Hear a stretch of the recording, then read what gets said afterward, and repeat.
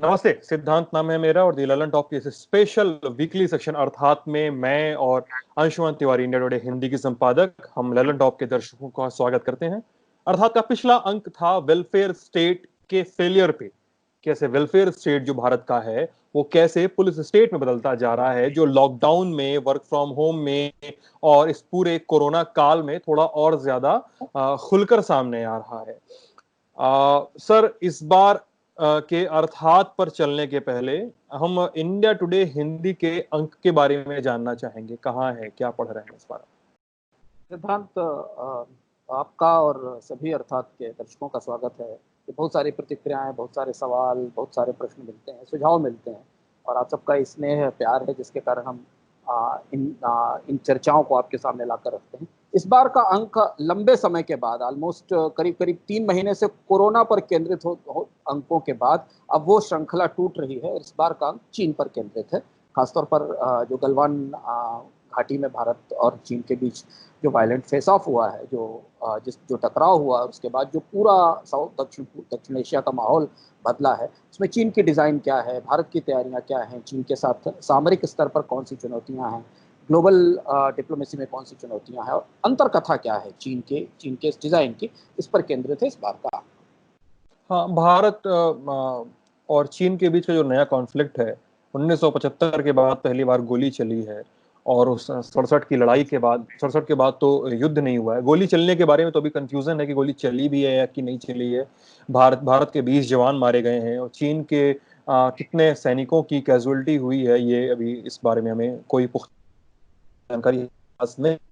अ, तो हम अर्थात भी वहीं लेकर जा रहे हैं, इस पूरे प्रकरण के आसपास ही लेकर चल रहे हैं। अर्थात का शीर्षक जो एक हम अभी पढ़ते पढ़ते हम देख रहे हैं, चीन की युद्ध कला, आर्ट ऑफ वॉर, मेरे दिमाग में सबसे पहले आया। आप पहले बताएं तो फिर आर्ट ऑफ वॉर के बारे में भी बात करेंगे हम लोग। आर्ट ऑफ वार स्वाभाविक रूप से आपके दिमाग में आएगा क्योंकि सुन त्जू करीब करीब ईसा से 540 साल पूर्व एक युद्ध दार्शनिक हुए थे चीन में, जिनकी एक प्रसिद्ध पुस्तक है आर्ट ऑफ वार, जिसके बहुत सारे उदाहरण अलग अलग संदर्भों में कोट किए जाते हैं। और जब हम इस पूरे परिदृश्य को, जो कि हम इसे लद्दाख नहीं मानते, हम इसे डोकलाम और उससे पहले से मानते हैं, वहां से चल रहे पूरे परिदृश्य को समझने की कोशिश कर रहे थे, तो रह रहकर सुनतुजू, जिनको सुनजी भी कहा जाता है, सुनजी भी गया था। वो रह रहकर मेरे दिमाग में उभर रहे थे और उनके सहारे कई सवाल हमें हमें चीन की इन सारी गतिविधियों और भारत का जो असमंजस है चीन को लेकर लेकर उसे लेकर उठ रहे थे। तो 2-3 सवाल हैं जिनके संदर्भ को समझते हुए फिर हम इस पर आगे चलते हैं और हम जानने की कोशिश करते हैं। लेकिन यहाँ जो अर्थात के दर्शक हैं, जो इसे लगातार देखते रहे हैं, उन्हें हम याद दिलाना चाहेंगे कि हम इससे पहले एक एपिसोड चीन पर कर चुके हैं, जिसमें हमने बताया था कि भारत की डिजिटल इकोनॉमी या भारत की जो भविष्य की इकोनॉमी है, या भारत का जो स्टार्टअप स्पेस है, फिनटेक है, ई कॉमर्स है, इंटरटेनमेंट है, जहां चीन ने कितनी गहराई से पैठ बनाई है। और ये पैठ पिछले 5-6 सालों में ही बनी है। बड़े पैमाने पर भारत में चीन का निवेश भारत के भविष्य में आया है, जिसे संभाल पाना मुश्किल हो रहा है। और आज जब हम बायकॉट चाइना देखते हैं तो उसमें जो अंतर्विरोध दिखाई देते हैं वो इसी से दिखाई देते हैं। तो ये जो संस्करण है, ये जो अंक है जिस पर आज हम चर्चा करने वाले हैं, ये हम थोड़ा और उससे गहरे जाने की कोशिश करेंगे और भीतर जाने की कोशिश करेंगे। और हम बताने की कोशिश करेंगे कुछ ऐसी जानकारियां, कुछ ऐसी चीजें जो हमें भारत का चीन को लेकर असमंजस समझने में मदद करेंगी। असमंजस क्या है, जो 3 बड़े सवाल हैं। पहला सवाल ये कि डोकलाम के बाद भी भारत और चीन के राष्ट्राध्यक्षों के बीच बातचीत हुई और हमने चीन को भारत की तरफ से कोई कड़ी प्रतिक्रिया या चीन को किसी तरीके से इकोनॉमिकली पुश बैक करने की परिस्थिति नहीं देखी। पहला सवाल, क्यों ऐसा? क्योंकि डोकलाम पूरी दुनिया के सामने, उसके अलग अलग व्याख्याएं हैं, पर चीन ने इनकर्जन किया था। जो अलग अलग आंकड़े आते हैं वो भी बताते हैं कि चीन ने पिछले 5-6 सालों में कई बार भारतीय सीमाओं का उल्लंघन किया, इनकर्जन किया, और भारत ने उन्हें पीछे रखने की कोशिश की। ऐसा क्यों है कि भारत चीन को वो जवाब नहीं दे पाया जिसकी जरूरत थी? दूसरी चीज ये कि वो जवाब ना देने की वजह किस असमंजस की है?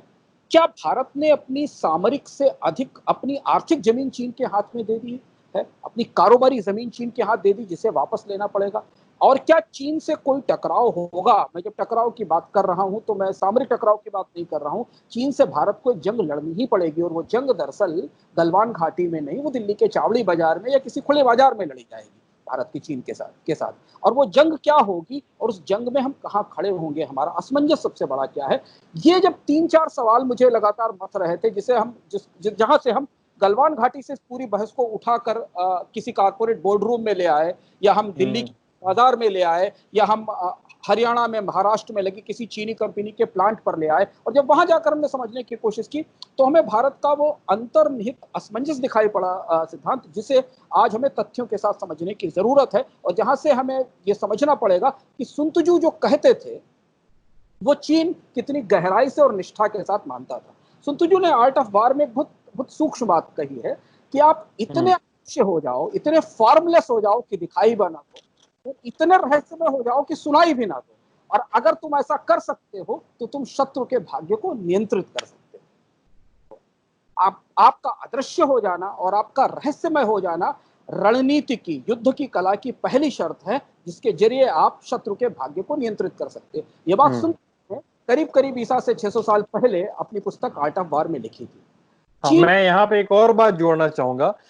दर्शकों को, मतलब जो बहुत साई-फाई और बहुत फंतासी फिल्में देखते होंगे, तो 2011 या 12 की एक फिल्म है, बैटलशिप नाम है उस फिल्म का। तो उस फिल्म में बार बार आर्ट ऑफ वॉर का जिक्र आता है।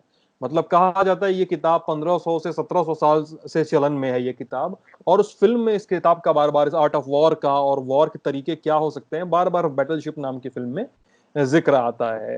हाँ, सुन त्जू की बात है, इस बात का भी कई कई बार उस फिल्म में हवाला दिया गया। ये मुझे अभी बात करते करते क्लिक कर गया। हाँ सर, आइए फिर अपनी बात पे। अदृश्य एनिमी से लड़ाई की हमारी बात जो है। नहीं, अदृश्य एनिमी से नहीं, अपने आप को अपने शत्रु के अगेंस्ट इतना अदृश्य कर लो, इतना रहस्यमय कर लो। और चीन अपने पूरे इतिहास से, पिछले पिछले 4-5 हजार साल के इतिहास से यूरोप के लिए, भारत के लिए, दुनिया के लिए बहुत रहस्यमय देश रहा है। आज भी चीन उतना ही रहस्यमय है जितना जितना रहस्यमय इससे पहले रहा था। आज भी चीन के कारोबार कैसे काम करते हैं, चीन की सरकार का चीन के कारोबारों से क्या रिश्ता है, चीन की निजी कंपनियां वहां के सरकार से कैसे जुड़ी होती, ये समझना मुश्किल है, क्योंकि चीन में डेमोक्रेसी नहीं है। सुन त्जू की जो सीख थी ना कि इतने इतने फॉर्मलेस हो जाओ, इतने सटल हो जाओ, इतने अदृश्य हो जाओ कि दिखाई ना पड़ो, और इतने रहस्यमय हो जाओ कि सुनाई ना पड़ो, तभी आप शत्रु के भाग्य को नियंत्रित कर सकते हो। चीन ने यह सीख, मुझे लगता है अपनी गांठ बांध ली, और इससे दुनिया को इसके बारे में पहली बार 2019 में पता चला। मार्च 2019 में जब चीन की कम्युनिस्ट पार्टी ने अपना एक पॉलिसी डॉक्यूमेंट जारी किया, और उस डॉक्यूमेंट में यह लिखा कि चीन की कंपनियां, चीन का कारपोरेट, चीन की कम्युनिस्ट पार्टी और चीन के राष्ट्रपति शी जिनपिंग के दर्शन का फ्लैग बेरर होगा, यानी उनका झंडा लेकर चलेगा, झंडा बरदार होंगे उनके। और ये चीन की कम्युनिस्ट पार्टी का जो पॉलिसी डॉक्यूमेंट था उसमें ये बात लिखी गई। यहां तक आते आते जब चीन ने 2019 में, एक साल पहले की बात है, मतलब लगभग एक साल पहले की बात है, जब दस्तावेज सामने आया, तब तक चीन ने दो बड़े काम कर दिए थे। चीन ने बड़ा काम एक ये कर दिया था कि अपनी पूरी कूटनीति का, अपनी पूरी डिप्लोमेसी का पूरा ढांचा बदलकर उसकी कमान अपनी कंपनियों के हाथ में सौंप दी थी, अपने कारपोरेट्स के हाथ में सौंप दी थी। और इस तरीके की डिप्लोमेसी बिल्कुल नई थी और अनोखी थी कि चीन के डिप्लोमेट नहीं, चीन के कारपोरेट, चीन के कंपनियों के सीईओ, चीन की कंपनियों का निवेश, चीन के बैंकर्स, वो चीन की डिप्लोमेटिक झंडे को या डिप्लोमेटिक स्ट्रेटजी को लेकर आगे चलते थे, पहली चीज। और दूसरी चीज ये थी कि चीन ने 2019 तक शियोमी, बायदू, टेंसेंट जैसी जो बड़ी कंपनियां, टेक्नोलॉजी कंपनियां थी, उस सहित करीब 70% प्राइवेट कंपनियों को कम्युनिस्ट पार्टी के नेटवर्क का हिस्सा बना लिया था। अच्छा, कैसे? प्राइवेट कंपनी, उनके जो डिफरेंट ऑर्गेनाइजेशन थे उसमें कम्युनिस्ट पार्टी के सेल्स काम करने लगे थे।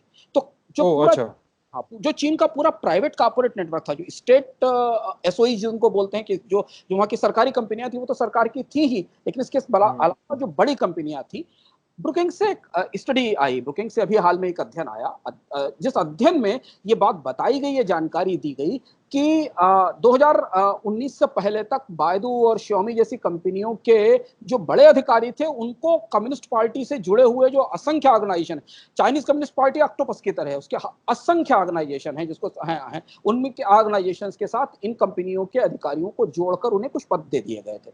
इस तरह से 2019 आते आते, 2019 पहुंचने तक जो पूरा पूरा का पूरा चीन का कॉर्पोरेट स्ट्रक्चर था, वो दरअसल चीन की स्टेट पॉलिसी का, चीन की डिप्लोमेटिक पॉलिसी का और चीन की स्ट्रेटजी का हिस्सा बन चुका था। अब हमारे सामने हमें सवाल मथता है, परेशान करता है, जिस सवाल का जवाब सरकार शायद कभी देगी, कि क्या भारत 2014 में के बाद चीन की इस कूटनीति को समझ नहीं पाया है, या हम मजबूरी में इस कूटनीति के शिकार हुए? क्योंकि डोकलाम से गलवान घाटी तक भारत चीन को लेकर एक असमंजस की कहानी दिखती है। भारतीय नेता चीन से बात करते हैं, 30 बार बात करते हैं, लेकिन उसके बाद भी चीन लगातार सीनाजोरी करता है, चीन अपनी सीमा का अतिक्रमण करता है, चीन लगातार हमें हमें हमें पुश बैक करता है। ये सारा विवाद भले ही किसी सामरिक लड़ाई की तरफ ना जाए, जिसकी संभावना ना के बराबर है, ये सारा विवाद बातचीत के जरिए शांत हो जाए, ठंडा हो जाए, जिसके संकेत दोनों तरफ से दिए जा रहे हैं, लेकिन फिर भी अब 20 सैनिकों की शहादत के बाद सिद्धांत भारत को चीन से आर्थिक दूरी बनानी पड़ेगी।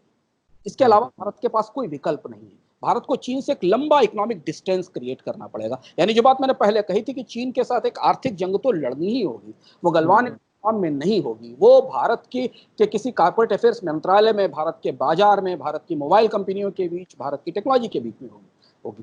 तो 2014 के बाद ऐसा क्या बदला कि भारत के लिए चीन को संभालना, चीन को रोकना, या चीन को उससे सीधे सवाल जवाब करना, या चीन को पीछे करना मुश्किल क्यों हो गया?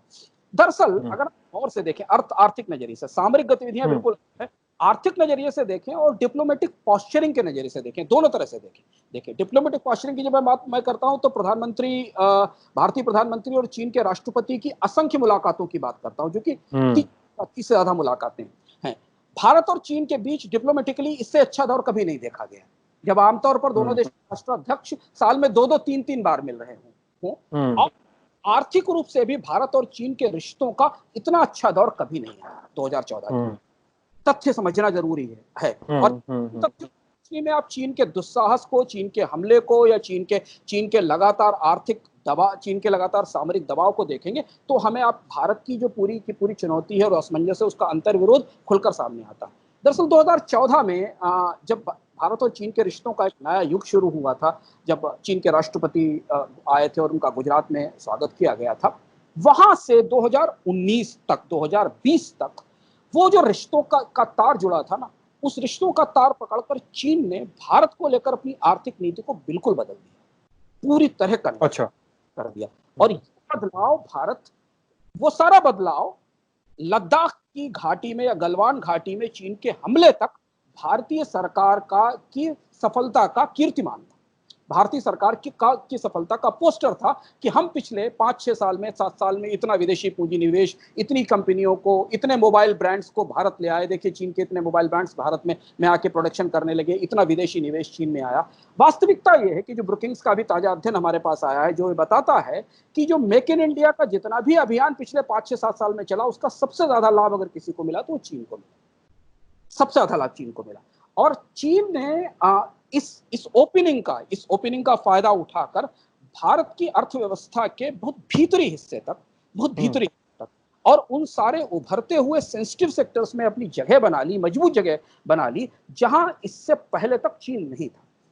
यहां ध्यान रखना जरूरी है कि 2014 से पहले तक, 2012-13 तक चीन भारत को केवल निर्यात करता था, एक्सपोर्ट करता था। चीन की कंपनियां भारत में माल बेचती थी। 2014 के बाद चीन की कंपनियां भारत में सीधे निवेश करके भारत का जो आत्मनिर्भरता का पूरा अभियान था उसका हिस्सा बन गई। बड़े पैमाने पर उन्होंने निवेश शुरू किया ब्रुकिंग्स का, और ये यहां से भारत का असमंजस शुरू होता है। ये ऐसा क्यों हुआ, इसे हम समझ लें, फिर हम आगे बताएंगे कि क्या हुआ वास्तविक रूप से क्षेत्रों में हुआ।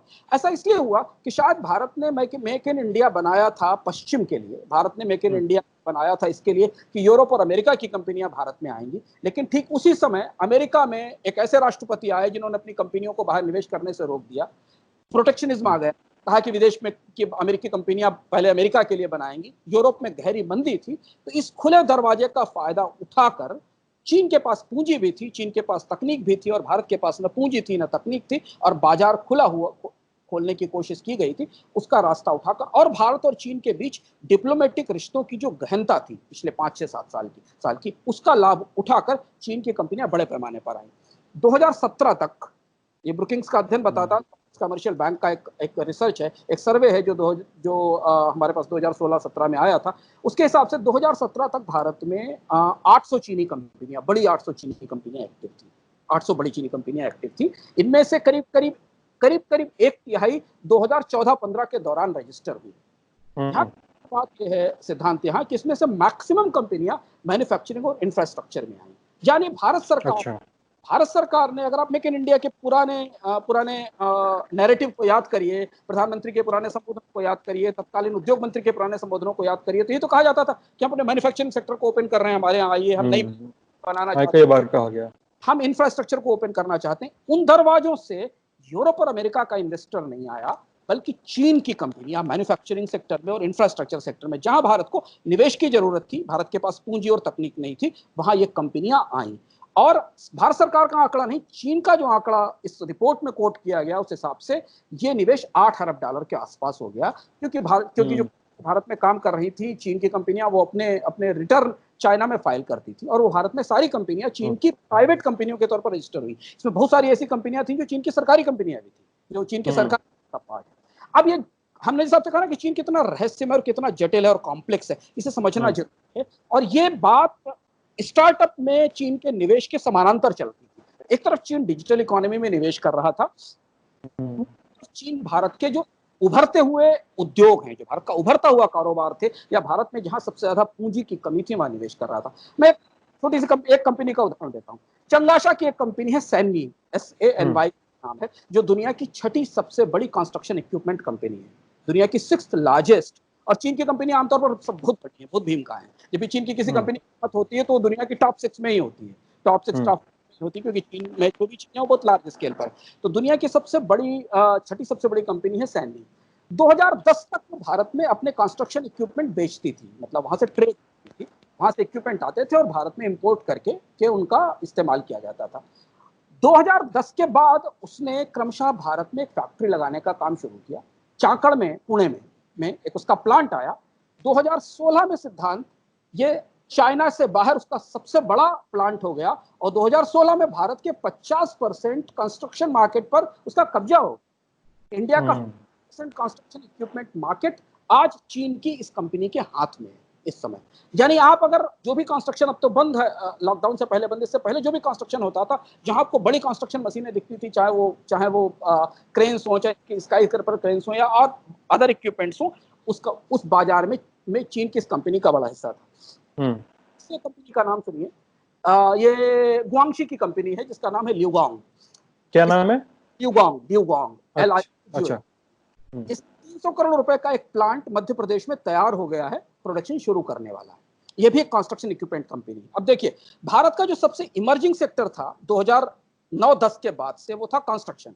बैंक इंफ्रास्ट्रक्चर डेवलपमेंट का, बैंक्स पैसा दे रहे थे, वहां लोग मकान खरीदने की कोशिश कर रहे थे, सरकारें इंफ्रास्ट्रक्चर में पैसा डाल रही थी, और वहां जिन चीजों की जरूरत थी उस मार्केट में स्ट्रेटेजिकली चीन ने अपनी 2 सबसे बड़ी कंपनियों को प्लेस कर दिया और उस मार्केट में बड़ा हिस्सा ले लिया। इसके बाद आइए इंफ्रास्ट्रक्चर में और आगे। चाइना की सरकारी कंपनी है, चाइना की कंपनियां बहुत बड़ी, जैसे मैंने कहा, चाइना की एक बहुत बड़ी विशाल कंपनी है जिसका नाम है चाइना रोलिंग स्टॉक कॉर्पोरेशन, जो चाइना की रेलवे कंपनी, जो रेल के डिब्बे, कोच और इंजन बनाती है। हरियाणा में इसका एक प्लांट है जो सरकार के रेल इंजनों की मरम्मत करता है, लोकोमोटिव की मरम्मत करता है। ये नागपुर मेट्रो को कोच की सफाई करती है, और नागपुर मेट्रो का जो ट्रैफिक मैनेजमेंट सिस्टम है उसको मैनेज करती है। अब भारत अपने रेल के मॉडर्नाइजेशन की तैयारी कर रहा था 2013 के बाद से, जब नई सरकार आई तो मॉडर्नाइजेशन की कोशिश शुरू की। जैसे रेल के मॉडर्नाइजेशन की कोशिश हुई, यूरोप की कंपनियां या अमेरिका की कंपनियां इस बाजार में नहीं आई, चीन की कंपनियां बहुत तेजी के साथ इस बाजार में आ गई, क्योंकि भारत में रेलवे ट्रैक के मॉडर्नाइजेशन की टेक्नोलॉजी नहीं थी, कोच बना फैसिलिटीज नहीं थी, लोकोमोटिव की लिमिटेड कैपेसिटीज थी, और भारत को पूंजी भी चाहिए थी, सस्ती पूंजी और तकनीक भी चाहिए थी। यह तीसरा वो सेक्टर था जिसका हम जिक्र करते हैं। चाइना के रेलवे कंस्ट्रक्शन कॉर्पोरेशन के पास करीब 3000 किलोमीटर के एक्सप्रेसवे के ठेके हैं इंडिया में, एक्सप्रेसवे बनाने के। चाइना के रेलवे कंस्ट्रक्शन कॉर्पोरेशन, इसको लेकर अभी कंट्रोवर्सीज भी कई अलग अलग जगह चल रही हैं, एक्सप्रेसवे में चीन की कंपनियों की हिस्सेदारी की। एक टनल प्रोजेक्ट की भी बातचीत चल रही है, मेरठ वाले। करीब ये जो चीन की कंपनियां अपने यहाँ रिपोर्ट फाइल करती हैं, उसके हिसाब से उन्होंने बताया। एक चीन की सेना की बहुत दिलचस्प कंपनी है, उसका इतिहास बहुत अच्छा है, उस कंपनी दिलचस्प इतिहास है। चीन की सेना ने कंपनी बनाई थी जिसका नाम था शिनशिंग। वो चीन की सेना के लिए काम करती थी। उस शिनशिंग ग्रुप ने कर्नाटका में करीब 8000 करोड़ से स्टील प्लांट लगाया है।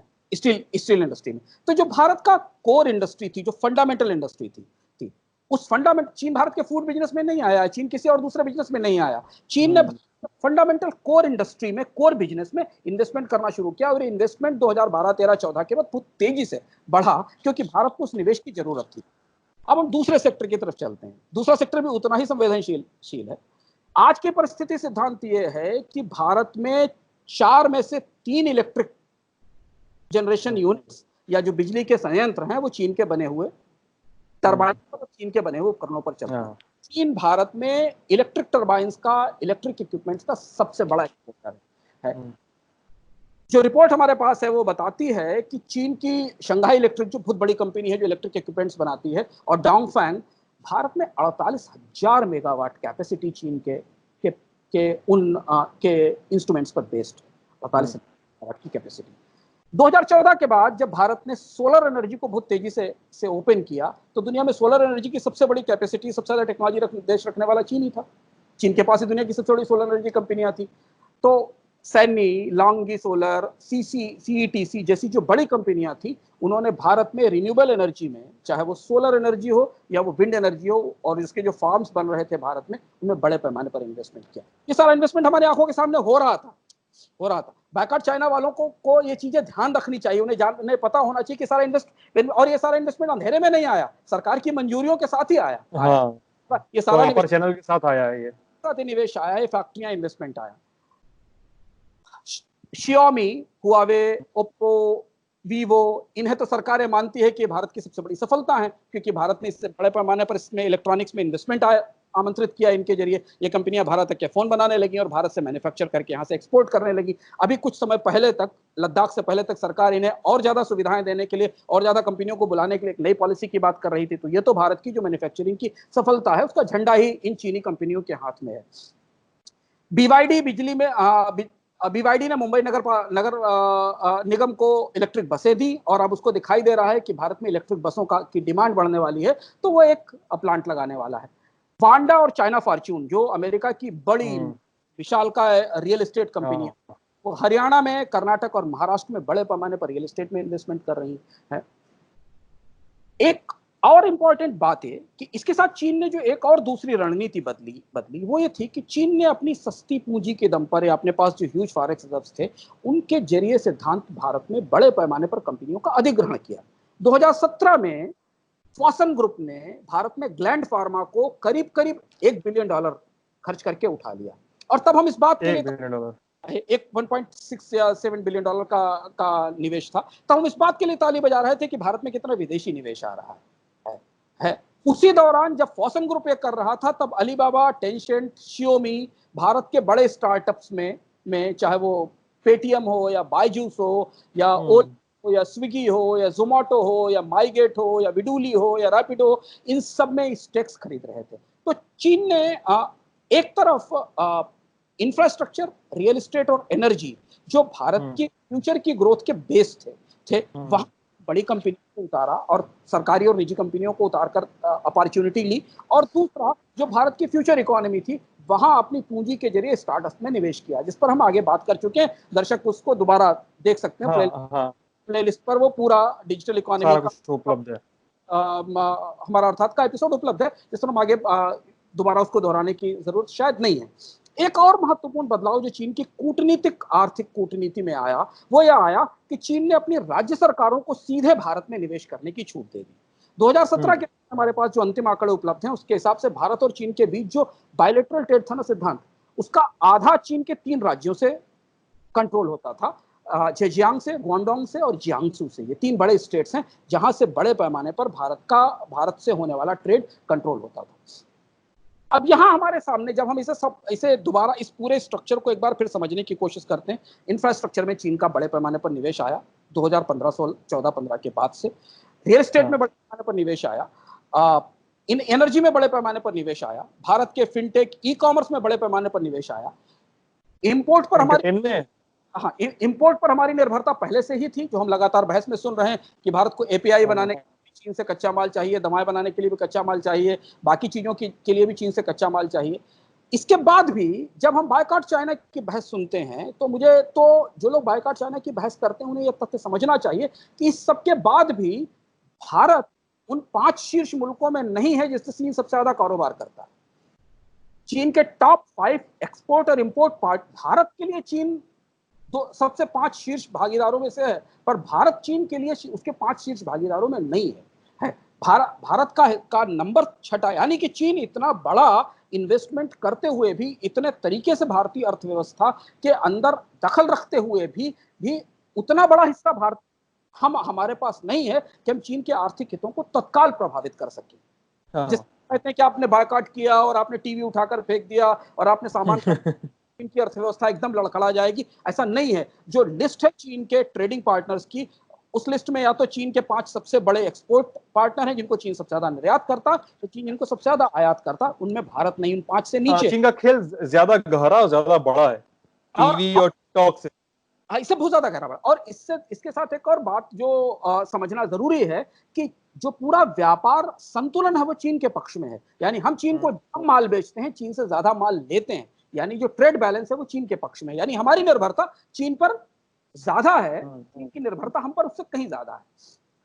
अब अगर इस पूरी व्यवस्था को देखें तो 2012 तक हमें फिर समझना जरूरी है कि चीन की पूरी जो इकोनॉमिक कूटनीति है उसमें जो बदलाव आया वो समझना जरूरी है, और वही भारत के असमंजस की सबसे बड़ी वजह है। और इसीलिए डोकलाम से लेकर अभी तक लद्दाख तक भारत चीन को उस तरह से, उस तरीके से, उस भाषा में, उस पोस्चर से उस तरीके से जवाब नहीं दे पाया जो उसे दिया जाना चाहिए था। उसकी सबसे बड़ी वजह यह कि 2012 तक का चीन, 2012, 13, 14 तक का चीन केवल ट्रेडर था।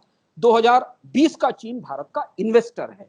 भारत की आत्मनिर्भरता में, जिस आत्मनिर्भरता की बात हम कर रहे हैं, चाहे वो भारत में बनने वाले बिल्डिंग कंस्ट्रक्शन इक्विपमेंट हो, चाहे भारत में टेक्नोलॉजी पार्क बन रहे हो, चाहे भारत में एक्सप्रेसवे हाईवे बन रहे हो, चाहे सारे लेवल पे, सारे सेक्टर्स में, उन सारे सेक्टर्स में चीन भारत की उस आत्मनिर्भरता की मुहिम को, जैसे चीन ने पहले ही देख लिया था, जो सुन तुजू कहते थे ना कि आप इतने रहस्यमय हो जाओ और इतने अदृश्य, चीन को ने देख लिया था कि भारत 5 साल बाद जब आत्मनिर्भरता की बात करेगा तो पलटकर उसकी आत्मनिर्भरता के पूरे नेटवर्क में तो चीन मौजूद होगा। आत्मनिर्भरता का मतलब हमारी अपनी रेलवे हो, पर रेलवे बना कौन रहा है? चीन। हमारा अपना हमारे देश में कंस्ट्रक्शन इक्विपमेंट की फैक्ट्रीज उनको बना कौन रहा है? चीन। तो ये जो अंतर विरोध है, इस असमंजस ने भारत की पूरी आर्थिक कूटनीति को फंसा दिया है।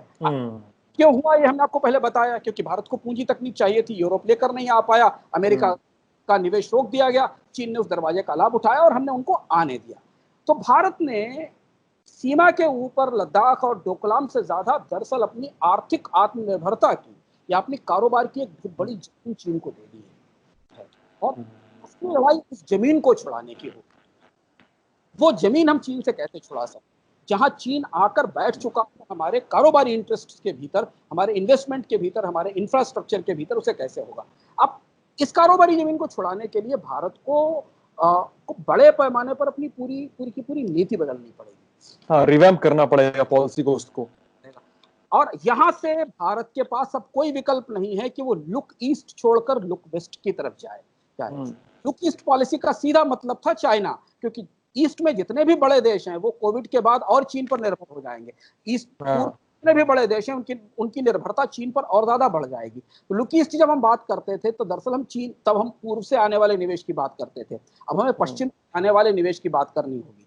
भारत को अपने व्यापार का, अपनी इंडस्ट्री का वेस्टर्न ओरिएंटेड, इसको पश्चिमोन्मुख उदाहरण कहते हैं, उसका उदारीकरण करना होगा। यूरोप और अमेरिका की कंपनियों के लिए ज्यादा स्पेस क्रिएट करना पड़ेगा, तब आप चीन की कंपनियों को रोक पाएंगे। क्योंकि देखिए, चीन का डिजाइन केवल कारोबारी डिजाइन नहीं है। चीन का डिजाइन, वो जो सुन तुजू कहते थे, चीन का डिजाइन हमेशा स्ट्रेटेजिक डिजाइन है। नहीं तो दुनिया का कोई भी देश अपनी पॉलिटिकल पार्टी के स्ट्रक्चर में प्राइवेट कंपनियों को नहीं जोड़ता है। तो चीन एक ऐसा देश है कि उसने अपने पूरी डिप्लोमेसी का झंडा अपने 100, 200, 400 बड़े ब्रांड्स के हाथ में दे दिया है, बड़ी कंपनियों के हाथ में दे दिया, जिनके पास ह्यूज पैसा। और ये केवल भारत के संदर्भ में सच नहीं है सिद्धांत, आप मिडिल ईस्ट में चले जाएं, आप अफ्रीका में चले जाएं, आप जो भी जो भी डिस्ट्रेस्ड कंट्रीज उनमें चले जाएं, जहां जहां डिस्ट्रेस है वहां चीन मौजूद हो जाता है, वहां पहुंच जाता है, क्योंकि और यही कंपनियां आगे जाती हैं और यही कंपनियां चीन के लिए एक नए किस्म का, जिसको हम एक नए किस्म का इंपीरियलिज्म कहते हैं, एक नए किस्म का उपनिवेशवाद कहते हैं, जिसको चीन फॉलो करता है। और चीन ने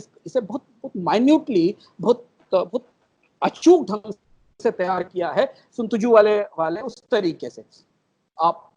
अब इसके बाद एक और चुनौती है, यहां तक होने के बाद, ये करने के बाद भी हमारे सामने एक बड़ी चुनौती है कि दुनिया का जो मैन्युफैक्चरिंग स्ट्रक्चर है उसमें सारी चीजें दुनिया के हर देश नहीं बना सकते। चीन में कई चीजों की कैपेसिटी बड़ी है कि उन्हें अमेरिका और यूरोप भी नहीं बना सकता, इसलिए आईफोन अमेरिका डिजाइन तो करता है पर वो प्रोड्यूस चाइना में होता है। तो डिजाइनिंग कैपेसिटीज चीन की है पर अमेरिका की है, पर उसका प्रोडक्शन चाइना में।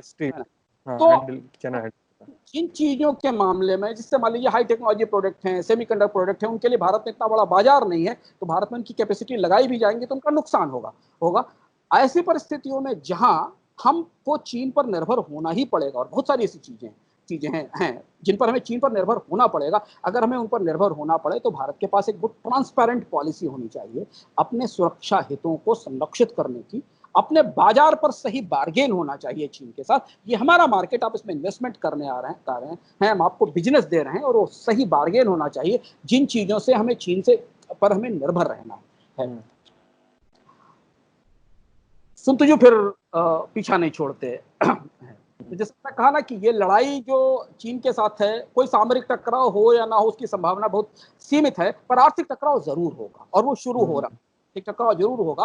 भारत को चीन के साथ एक बड़ा इकोनॉमिक डिस्टेंस बनाना पड़ेगा, जिसकी बड़ी कीमत होगी। हमारे यहाँ महंगाई बढ़ेगी, हमारे चीजों की किल्लत होगी। आप एक छोटा सा उदाहरण याद कर लीजिए कि जब वुहान में इसका विस्फोट हुआ था कोविड का पिछले साल अक्टूबर, नवंबर, दिसंबर में, तो भारत में दवाओं की कमी हो गई थी, ऑटोमोबाइल इक्विपमेंट्स की कमी हो गई थी, भारत में मोबाइल इक्विपमेंट्स की कमी हो गई थी। हाँ। कीमतें बाजार में बढ़ गई थी, इस लेवल की डिपेंडेंस। खबरें आई थी कि दवाएं एयरलिफ्ट करवानी है वुहान से। तो अगर हम जब चीन से एक आर्थिक दूरी बनाएंगे, चीन को नियंत्रित करेंगे, चीन को रोकने की कोशिश करेंगे, और अगर ये निवेश बाहर जाएगा तो उसका विकल्प हमें चाहिए होगा। वो विकल्प हमें इंफ्रास्ट्रक्चर में चाहिए होगा, वो पूंजी चाहिए होगी, वो तकनीक चाहिए होगी, और जब तक वो आएगी तब तक हमें कई सारी कांस्टेंट से, कई सारी कमियों से, कैपेसिटी के शॉर्टेजेस से, कीमतों में बढ़ोतरी से मुकाबला करना पड़ेगा। तो क्या सरकार आर्थिक तौर पर चीन को पीछे धकेलना चाहती है? सवाल सबसे बड़ा ये सवाल, प्रश्न सरकार से पूछा जाना चाहिए, पॉस्चरिंग नहीं। 2014 से लेकर 2019 तक भारत ने पलक पावड़े बिछाकर चीन का स्वागत किया है भारत में, हर क्षेत्र में निवेश के लिए, पॉलिसी लेवल के ऊपर। तो क्या भारत चीन सरकार अब चीन के इस चेहरे को समझ लेने के बाद, जो डोकलाम से लद्दाख तक दिखाई दिया है, पीछे पुश करना चाहती है? और अगर उसे पुश करना चाहती है पॉलिसी लेवल पर, तो भारत के पॉलिसी ढांचे में, एक्सपोर्ट के ढांचे में, टैक्स के ढांचे में, निवेश के ढांचे में बड़े बदलाव करने होंगे। सुनतुजू एक और दिलचस्प बात कहते थे। सुनतुजू ये कहते थे कि दुनिया में सबसे बड़ी लड़ाइयां बगैर लड़ाई जीती जाती है। सुनतुजू कहते थे कि दुनिया के सबसे बड़े युद्ध वो लोग जीतते हैं जो कभी युद्ध नहीं लड़ते। वो कहते थे कि अपने विरोधी को पुल बनाइए, उसका सर पर पैर और उस पार उतर जाइए। तो भारत को चीन को पुल बनाना पड़ेगा। संकेत यह है कि चीन के सर पर पैर रखकर भारत को दूसरे बाजारों की तरफ जाना पड़ेगा, जहां से वो पूंजी, निवेश और तकनीक लाया जा सके, जिससे चीन का जो आर्थिक दखल भारत की आत्मनिर्भरता के भीतर हो चुका है, उसे रोका जा सके। यह बड़ी चुनौती है, और इसलिए हम अभी तक सरकार को चीन के साथ उस तरह से व्यवहार करते हुए, उस तरह से सवाल पूछते हुए, उस तरह से रोकते हुए नहीं देख पा रहे हैं। इस असमंजस का समाधान हो सकता है, आने वाले दिनों में निकले, या सरकार इस सवाल स्पष्ट रूप से शायद इसका जवाब दे कि वो भारत की आर्थिक नीतियों में जो चीन की जगह है उसे कैसे बदलना चाहती है। हाँ, और मेरा ये यहाँ पर ये भी कहना है कि जैसे जो 4-5 फुटकर संगठन विरोध करें कि चीनी सामान का विरोध करो और देश के सामानों को वरीयता दो, ये एक आम दिनों में इस मांग को आप बेहद सहजता से एंटरटेन भी कर सकते हैं। लेकिन जिस समय हम लॉकडाउन से निकलने की बात कर रहे हैं, जहां नरेंद्र मोदी सारे राज्यों के मुख्यमंत्रियों से कह रहे हैं कि अनलॉक करना है और इकोनॉमी पे हमारा फोकस होना चाहिए, जहां हम जीडीपी को और अपलिफ्ट करने की बात कर रहे हैं, वहां पे निवेश के इतने बड़े स्ट्रक्चर को, जो कई लेवल पे हमारे बीच घर कर चुका हो, उस स्ट्रक्चर को कैसे हम नकारेंगे? तो वही बात वहां पे फिर वही आपकी बात आती है कि पूरे एक पॉलिसी को लेकर, फॉरेन इन्वेस्ट पॉलिसी को लेकर और पूरे मैन्युफैक्चर हर सेक्टर को लेकर पॉलिसी को लेकर हमें बड़े स्तर पर रिवैम्प करना पड़ेगा। और इस विरोध का एक सबसे बड़ा नुकसान है, क्योंकि ये विरोध बहुत प्रतीकात्मक है, मैं इसको पाखंड भी बहुत कहता हूँ, प्रतिभागात्मक, जाहिर सी बात है। भी है, ये पाखंड भी है, दिखावा भी। हाँ। इसका नुकसान किसको? इसका नुकसान भारत के उसी व्यक्ति को है जिसे आप आत्मनिर्भर बनाने की कोशिश कर रहे हैं। एक छोटा व्यापारी जिसने 10 लाख 5 लाख रुपए का सामान खरीद कर अपनी दुकान में भर रखा है उसे थोड़ी पता है कि कल आप चीन की पॉलिसी बंद कर दोगे, चीन का सामान नहीं मंगाओगे। उसके पास सामान तो तब आया जब सरकार ने सामान लाने की इजाजत दी भारत में। अगर कल इस विरोध के कारण कुछ ऊंच नीच होता है, या उसका सामान नहीं बिकता है, या उसे दुकान बंद करनी पड़ती है, या तो उसके उसके नुकसान का जिम्मेदार कौन होगा? उसे तो ये सामान सरकार की नीतियों के तहत टैक्स चुकाकर मिला है ना। तो हम अचानक आनंद फानन में जब ये विरोध करते हैं तो हम ये समझ नहीं पाते कि हमारे इस विरोध से ट्विटर पर एक हैशटैग तो ट्रेंड हो जाता है, पर वो व्यापारी, छोटा व्यापारी जिसने अपनी 3-4 महीने की मंदी के बाद वापस दुकान देखनी शुरू की, और वहां उसके पास जो रखा हुआ सामान, उसमें 50-60% ऐसा सामान है जो चीन के से आयात किया गया, वैध आयात है, अवैध नहीं, लीगल इंपोर्ट है, उससे आया हुआ है, और उससे कल आप उसकी दुकान पर 10 लोग जाकर ये कहें कि तुम्हें सामान नहीं बेच सकते, ये चीनी है, तो उस सामान का नुकसान उसे कौन भरेगा? हाँ, वही बात है। मतलब मुझे भी ये हास्यास्पद पाखंड लगता है कि जब आप टीवी उठाकर फेंकते हैं तो आप अपने भारतीय 20-30 हजार रुपए के अपने रुपयों से खरीदा हुआ टैक्स पेयर का पैसा है, और उस पैसे से आप खरीदते हैं, अपने कमाई से, गाड़ी कमाई से आप टीवी खरीदते हैं और पटक कर तोड़ देते हैं।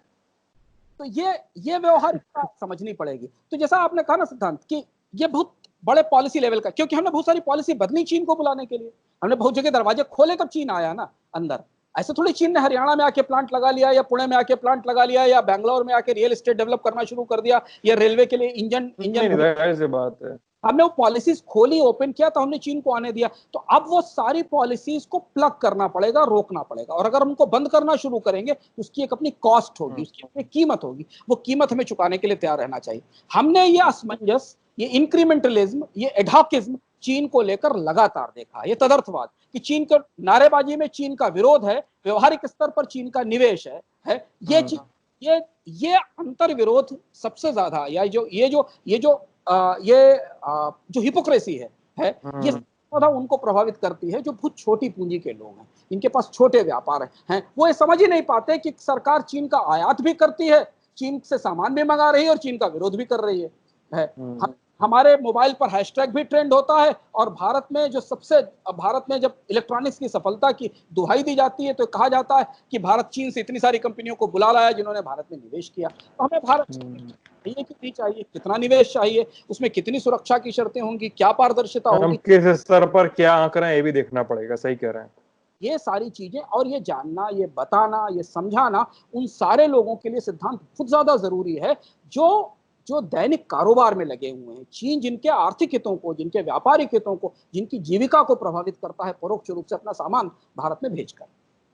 अच्छा, ये तो एक अंक हमारा है अर्थात का, जिसपे लोग प्लेलिस्ट में जाके देख सकते हैं कि शायद उसका शीर्षक, जहां तक मुझे याद आ रहा है, वो ये है कि आत्मनिर्भर भारत के सपने को थोड़ा चूना चीन ने लगाया है। आत्मनिर्भरता मेड इन चाइना।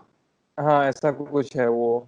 हाँ, तो और उसके अलावा एक हमारा अर्थात था जिसमें दूसरा चीन कहाँ बनने जा रहा है। याद कीजिए, हमने डिस्कस किया था इसी 1 महीने पहले शायद हमारे एक अर्थात था उसमें। तो एक उसको लेकर मेरा सवाल उठ रहा है, क्योंकि ट्विटर पर बहुत सारे लोग लिख रहे हैं ये कि चीन जो है मसल पावर दिखा रहा है इस समय उन देशों को who are willing to pull out of China, जो चीन से बाहर निकलना चाह रहे हैं, जो भारत में एक पोटेंशियल एक अपना बेस दिख रहे हैं। तो क्या, कितनी सच्चाई है इसमें, इस दावे में? देखिए, चीन, जैसे मैंने आपसे कहा, चीन बहुत रहस्यमय है, बहुत आक्रामक है, और चीन ने बहुत आक्रामक ढंग से पूरी दुनिया के बाजारों पर बहुत तरीके से, जिसको आप अगर पुराने सांस्कृतिक बहुउपयोगी शब्दों के रूप में कहें, साम दाम दंड भेद, चारों तरीकों से चीन ने दुनिया के बाजार पर, चीन ने कभी सामरिक ताकत के आधार पर नहीं, व्यापारिक ताकत के आधार पर एक नए तरीके का इंपीरियलिज्म स्ट्रक्चर बनाया है। तो चीन इन सारी चीजों को कर सकता है। जब हम ये बात कर रहे थे कि हम चीन से आने वाली कंपनियों को भारत बुलाना चाहते थे, तो वो बहस और वो चुनौती अब और ज्यादा गहरी हो गई है। उसकी सबसे बड़ी वजह यह है कि अभी हम उन कंपनियों को भारत कैसे बुला पाएंगे जब हम भारत के पूरे इस ढांचे में, जो भारत में सबसे ज्यादा निवेश आया है पिछले दिनों में, उस ढांचे में जो बदलाव होने वाले हैं चीन के साथ टकराव के बाद, उन्हें संभालें। क्योंकि अगर हम भारत बाजार बंद करते हैं तो उसका असर सिर्फ चीन से आने वाली कंपनियों पर नहीं पड़ता, बाकी सब पर भी पड़ता है। तो सरकार को नए सिरे से उन नीतियों को डिफाइन करना पड़ेगा कि आप चीन प्लस और चीन माइनस, इन्वेस्टमेंट क्या है, चीन प्लस और चीन माइनस इंपोर्ट्स क्या है।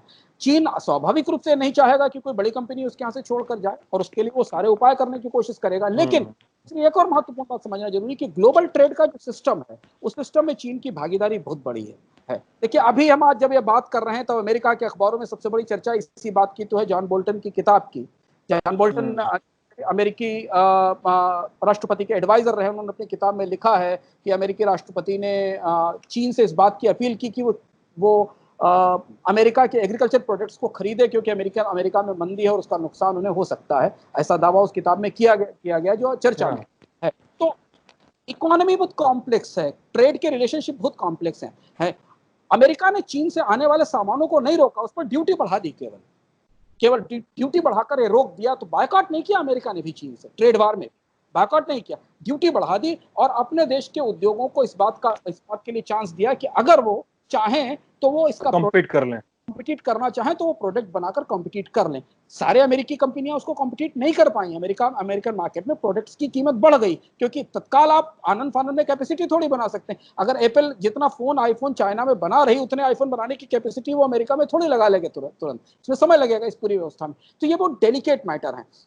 हम क्या कर रहे हैं कि हम एक इंपीरियलिस्टिक एरोगेंट देश को, जो हमारे बगल में है, जो बहुत रहस्यमय है, उसकी रणनीतिक मंशा को उसकी आर्थिक कूटनीति से जोड़ रहे हैं, जबकि इसका क्रम बिल्कुल उल्टा है। सिद्धांत क्रम वही है जो सुन तुजू ने बताया है कि चीन की कूटनीति आर्थिक कूटनीति ही है।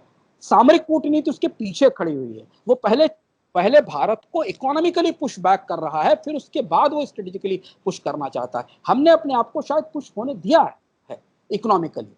अब पहले हमें वो इकोनॉमिक जमीन गेन करनी पड़ेगी जो चीन ने हमसे ले ली। चाहे हमारे स्टार्टअप में इक्विटी लेकर वो जमीन ले ली हो, चाहे वो हमारे इंफ्रास्ट्रक्चर में निवेश के जरिए, वो जमीन हमें पहले लेनी पड़ेगी। तब हम जाकर वहां दूसरी कंपनियों को बुला पाएंगे जो भारत में निवेश करेंगे।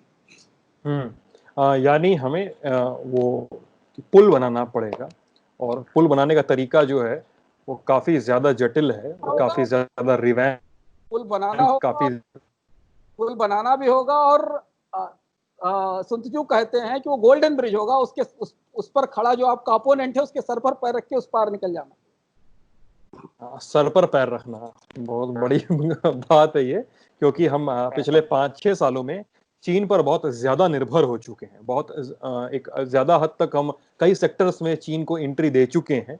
और जब चीन और भारत का युद्ध चल रहा है, सैनिक मारे जा रहे हैं, तो क्या इस पे देखना होगा कि क्या हम बाइकॉट चाइनीज को उसी नजर से देख रहे हैं जिस नजर से असल में देखा जाना चाहिए, कि या हम एक प्रतीकात्मक पाखंड में उलझे हो, ये भी देखा जाना चाहिए। तो ये हमारा था आज का, इस हफ्ते का अर्थात। आप लोगों को कैसा लगा हमें जरूर बताइए वीडियो के कमेंट सेक्शन।